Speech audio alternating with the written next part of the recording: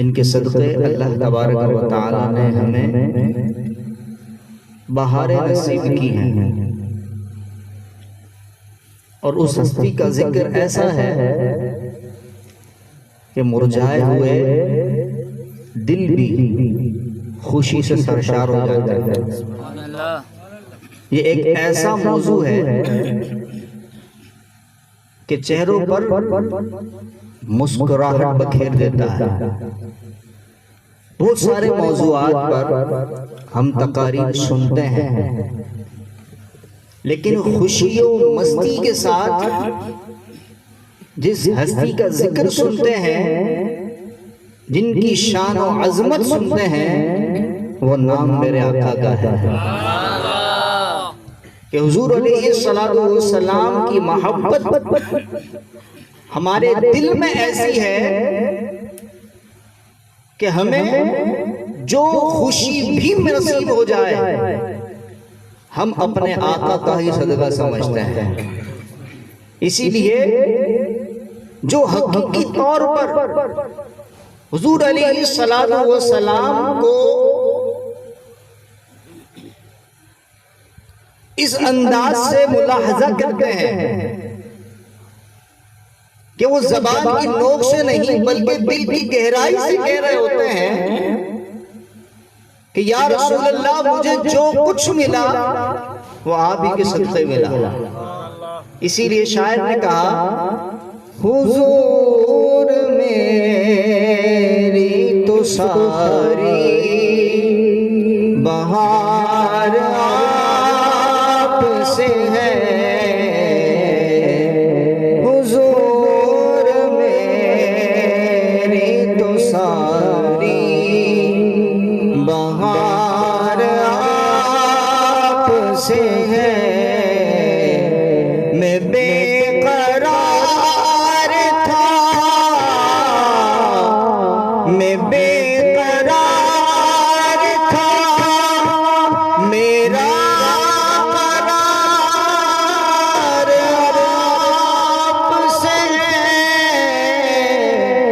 حضور میری تو ساری بہار آپ سے ہے۔ تو حضور علیہ السلام کے صدقے یہ ساری بہاریں ہیں، تو خوشی کے موقع پر بھی اگر آقا کا ذکر کریں تو انشاءاللہ یہ خوشیاں ہمیں نصیب رہیں گی انشاءاللہ۔ اسی نیت اسی ارادے کے ساتھ حضور علیہ السلام کا ذکر بھی سنیں گے، حضور کی شان بھی سنیں گے، اور شادی کا ذکر بھی ہوگا، اور حضور علیہ السلام کی شان و عظمت کا بھی بیان ہوگا۔ کوشش یہی کروں گا زیادہ وقت نہ لوں، مختصر وقت میں ہی اپنی بات کو مکمل کروں۔ چنانچہ حضور علیہ السلام کی بارگاہ میں ایک صحابی رسول رضی اللہ تعالی عنہ حاضر ہوئے۔ شادی کا موقع ہے، دلہا ہو دلہن ہو یا شریک ہونے والے ہوں، سب تیار ہو کے اپنی تیاری کو اس وقت مکمل سمجھتے ہیں کہ جب بہترین خوشبو بھی لگاتے ہیں، جب بہترین خوشبو لگ جاتی ہے جناب تیاری مکمل ہو جاتی ہے۔ مہنگی سے مہنگی خوشبو خریدنے کی کوشش کرتے ہیں جناب، ایسی خوشبو ہو جو لانگ لاسٹنگ ہو، دیر تک رہنے والی ہو، عمدہ خوشبو ہو، بہترین خوشبو ہو۔ چنانچہ ایسا ہی کچھ معاملہ ہوا۔ صحابی رسول رضی اللہ تعالی عنہ حضور علیہ السلام کی بارگاہ میں حاضر ہوئے، عرض خدمت ہوئے یا رسول اللہ میری بچی کی شادی ہے لیکن خوشبو نہیں ہے، خوشبو نہیں ہے۔ صحابی رسول رضی اللہ تعالی عنہ کیا خوشبو کی دکان میں آئے تھے؟ حضور علیہ السلام نے کیا خوشبوؤں کو کاروبار کر رکھا تھا؟ صحابی رسول رضی اللہ تعالی عنہ کو کیا نامعلوم تھا خوشبو کہاں سے ملتی ہے؟ حضور کے پاس کیوں آئے؟ حضور کے پاس اس لیے آئے ہیں کہ جیسی خوشبو یہاں سے ملتی ہے کائنات میں کہیں نہیں مل سکتی، کائنات میں کہیں نہیں مل سکتی، اس لیے حضور کے پاس آئے۔ اور حضور علیہ السلام عمدہ خوشبو استعمال فرمایا کرتے، حضور علیہ السلام نے کوئی خوشبو نہ دی۔ حضور علیہ السلام نے صحابی رسول رضی اللہ تعالیٰ عنہ کو فرمایا کہ جاؤ کھلے منہ کی شیشی اور لکڑی کا ٹکڑا لے آؤ۔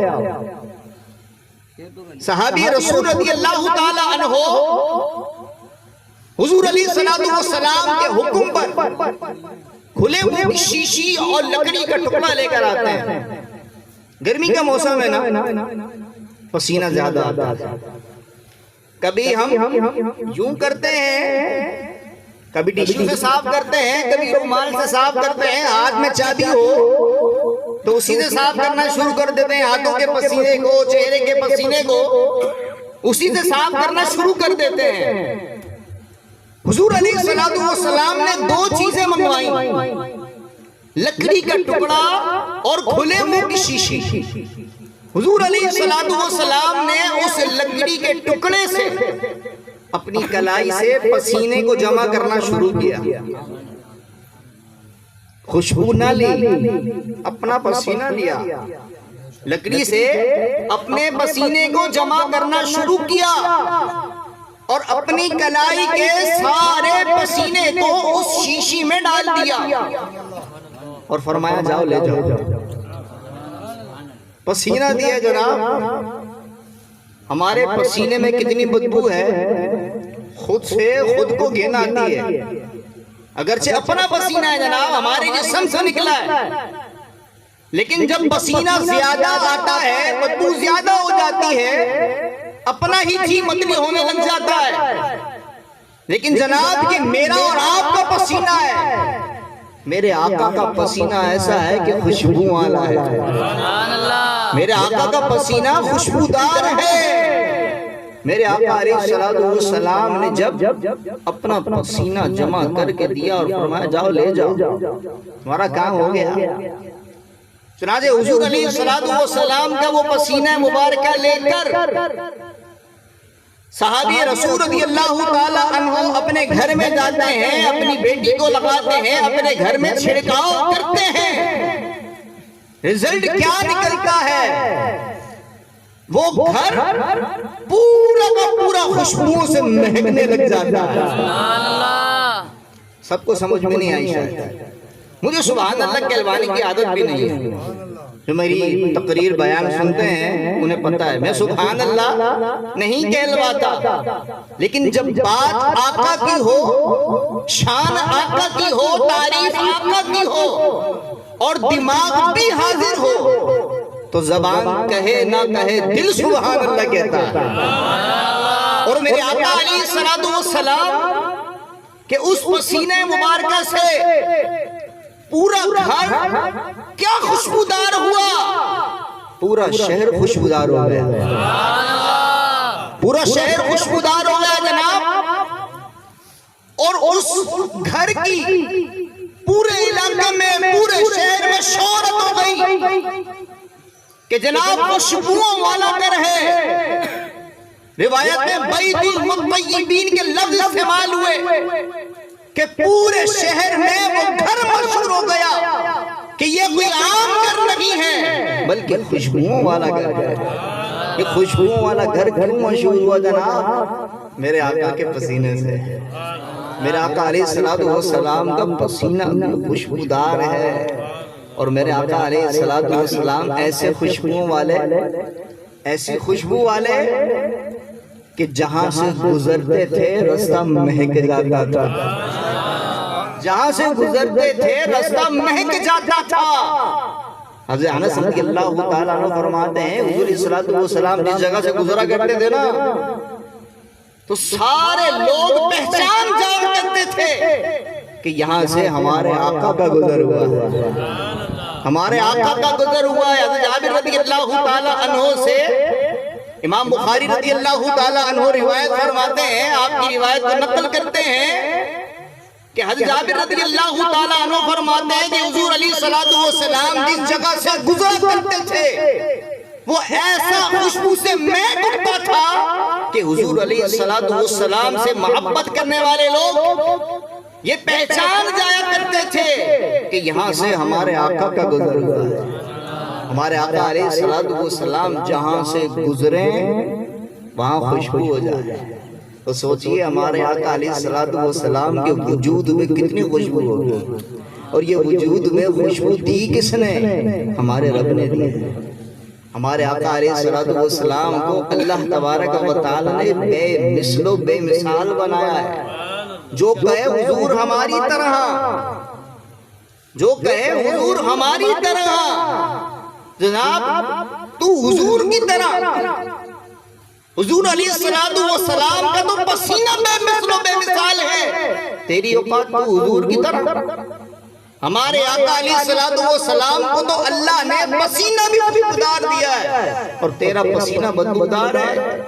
ہمارے آقا علیہ السلام جہاں سے گزرے وہ خوشبودار ہو جائے۔ اسی لیے تو شاعر نے کہا کوئی مثل مصطفیٰ کا کبھی تھا نہ ہے نہ ہوگا۔ سب مل کے پڑھو نا یار حضور کی شان، خوشی کا موقع ہے نا، تو حضور علیہ السلام کے ذکر سے خوشیاں آتی ہیں جناب۔ آپ بھی اگر غموں کے ساتھ بیٹھے ہیں، پریشانیوں کے ساتھ بیٹھے ہیں، مشکلوں کے ساتھ بیٹھے ہیں، حضور کے ذکر پر خوشی کا اظہار کریں، چہرے پر مسکراہٹ لائیں، انشاءاللہ میرا رب ہمیں مسکراتا رکھے گا انشاءاللہ۔ کوئی مثل مصطفیٰ کا کبھی تھا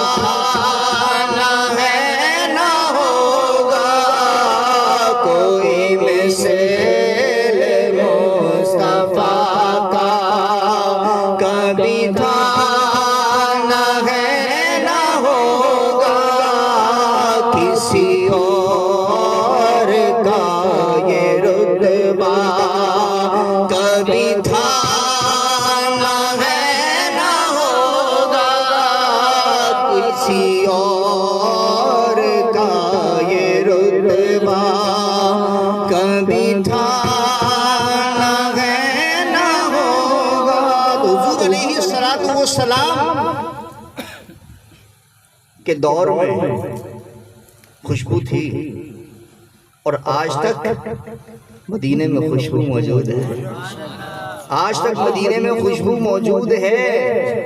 ہزاروں لاکھوں کروڑوں لوگ جاتے ہیں، لیکن بے دل بھی جاتے ہیں، بے عشق بھی جاتے ہیں، انہیں خوشبو سنگھائی نہیں دیتی۔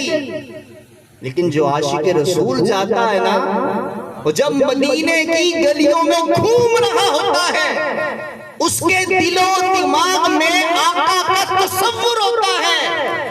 جب دل و دماغ میں آقا کا تصور ہے، جب تصور آقا کرتے ہوئے مدینے کی گلیوں میں گھوم رہا ہوتا ہے، تو میرے آقا علیہ السلام کی خوشبو سے مزے لوٹ رہا ہوتا ہے۔ اس کا دل و دماغ حضور کی خوشبو سے معطر ہو رہا ہوتا ہے، اور جب معطر ہو جاتا ہے تو شاید پھر کہتا ہے عرصہ ہوا طیبہ کی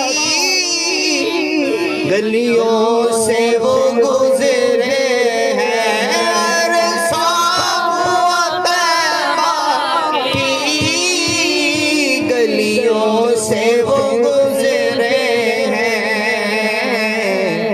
اس وقت بھی گلیوں میں خوشبو ہے پسینے کی، اس وقت بھی گلیوں میں خوشبو ہے پسینے کی۔ اور آقا علیہ السلام اپنا کمال نا عشق والوں کو دکھاتے ہیں۔ اپنی خوشبو عشق والوں کو سنگھاتے ہیں. جو بے عشق ہو، جو حضور کی شان پر اعتراض کرنے والا ہو، حضور علیہ السلام اسے اندھا ہی رکھتے ہیں. الحمدللہ معاشق رسول ہے نا. وقت زیادہ ہو جائے گا، اشارہ دوں گا خالی. میں گناہ گار اس قابل نہیں، لیکن آقا نے ایسا کرم کیا آنکھوں سے دکھایا. آقا نے ایسا کرم کیا آنکھوں سے دکھایا. پہلی مرتبہ مدینہ حاضری ہوئی، کپڑے میرے گندے ہو گئے، کپڑے میرے گندے ہو گئے. دھونے کی حاجت تھی، دھونے کی حاجت تھی. آپ جس پر بھی کہیں نا قسم کھا لو، قسم کھانے کے لیے تیار. آنکھوں دیکھا، کپڑے میرے گندے، سالن گر گیا. آپ سمجھ جائیں گے کپڑے کیسے گندے. سالن گر گیا، روغن ہی روغن پورے کپڑوں پر. ظہر کی نماز کا وقت ہوا، مسجد نبوی کے قریب تھا. اب ایک دل بولے نماز پڑھنے جاؤں، ایک دل بولے نہ جاؤں. دل گوارا نہیں کر رہا تھا، کپڑے گندے، دل گوارا نہیں کر رہا تھا. لیکن دل میں آئی چلتے ہیں. ہو سکتا ہے آقا نے خود بلایا کمال دکھانے کے لیے. ظہر کی نماز پڑھی اسی حالت میں اپنے ہوٹل کی طرف آ رہا تھا.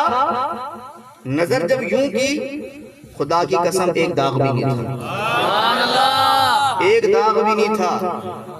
گھر والے ساتھ تھے، ہوٹل میں کہہ کر گیا تھا کپڑے دوسرے آ کر پہنوں گا. جب حالت دیکھی کہا دھوئیں کیا؟ میں نے کہا خدا کی قسم انگلی بھی نہیں لگائی. تو حضور علیہ السلام اپنے عاشقوں کو کمال دکھاتے ہیں.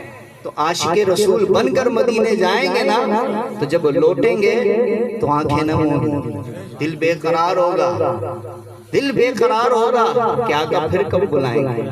اور آقا ضرور بلاتے ہیں، اور ایسا کرم ہوتا ہے آقا ضرور بلاتے ہیں. خوشی کا موقع ہے، اللہ کرے اس خوشی کے موقع پر ہمارے نبی بھائی کو یہ خوشی بھی نصیب ہو جائے. شادی کے بعد اللہ کرے مدینے کا ٹکٹ آ جائے، آپ جاؤ والدہ کے ساتھ، زوجہ کے ساتھ، بھائی بہن بھی ہے، سارا گھر چلا جائے جناب مدینے.